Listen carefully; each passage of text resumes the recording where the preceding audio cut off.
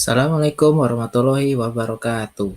Salam bahagia. Hello guys, ketemu lagi dengan saya Ramdan SPD. Saya berasal dari SMK Negeri 1 Pulau Ampel. Saya merupakan CGP Angkatan 8 Kabupaten Serang. Hari ini kita akan membahas mengenai koneksi antar materi pada modul 1.3. Selamat menyaksikan.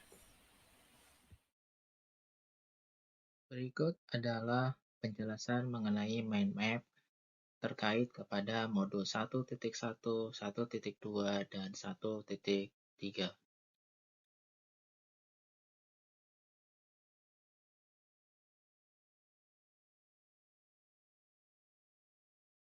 Pendidikan Indonesia menurut Ki Hajar Dewantara harus berlandaskan kepada murid, murid, dan murid.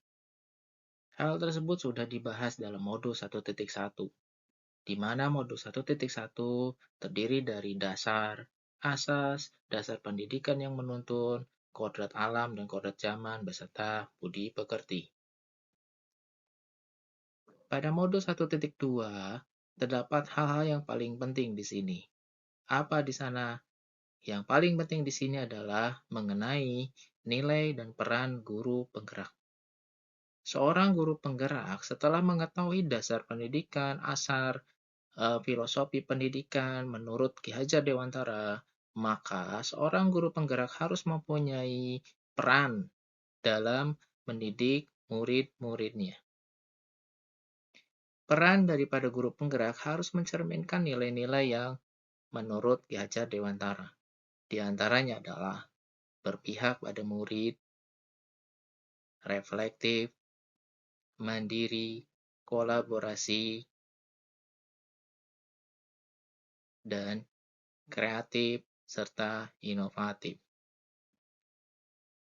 Setelah kita tahu dasar pendidikan, kemudian peran kita, serta nilai-nilai yang harus kita cerminkan, maka selanjutnya yang harus dilakukan sebagai seorang guru penggerak adalah harus mempunyai suatu tujuan. Akan dibuat seperti apakah murid-murid kita? Maka tujuan tersebut harus kita sampaikan kepada yang namanya visi guru penggerak. Visi guru penggerak kita bisa bedah berdasarkan prakarsa-prakarsa perubahannya dengan menggunakan alur bagja dengan sistem ATM, amati, tiru, dan modifikasi, atau juga dengan menggunakan sistem ATAP.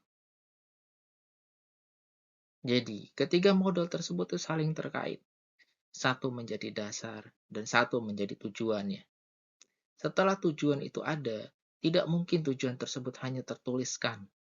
Tapi tujuan tersebut harus kita bentukkan, kita wujudkan. Terhadap apa? Kembali lagi fokus kita. Murid, murid, dan murid.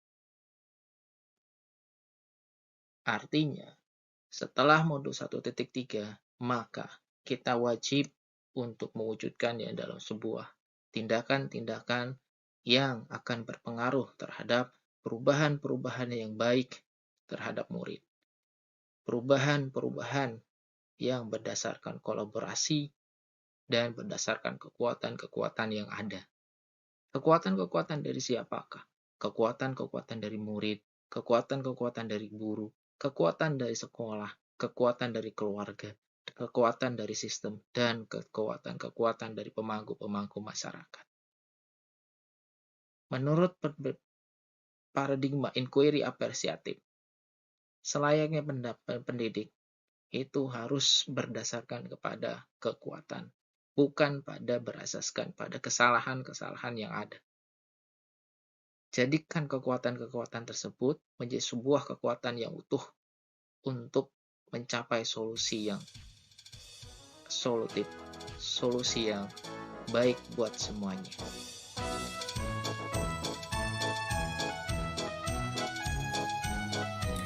Oke guys, tadi kita sudah mendengarkan pemaparan mengenai mind map dari modul 1.1, modul 1.2, dan modul 1.3. Mari kita jawab pertanyaan berikut ini. Apa yang Bapak Ibu pahami mengenai kaitan peran pendidik dalam mewujudkan filosofi pendidikan Ki Hajar Dewantara?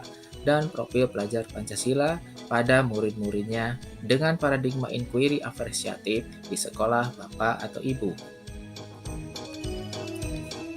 Berdasarkan pertanyaan tersebut, yang kita harus pahami bahwa menurut Ki Hajar Dewantara, setiap anak unik dan setiap anak berbeda, dan selaras dengan Permen Nomor 6 Tahun 2022 Pasal 9 Ayat 1C, bahwa selayaknya pendidik wajib untuk menyelenggarakan pembelajaran yang menyenangkan, sesuai dengan kodrat alam dan kodrat zamannya.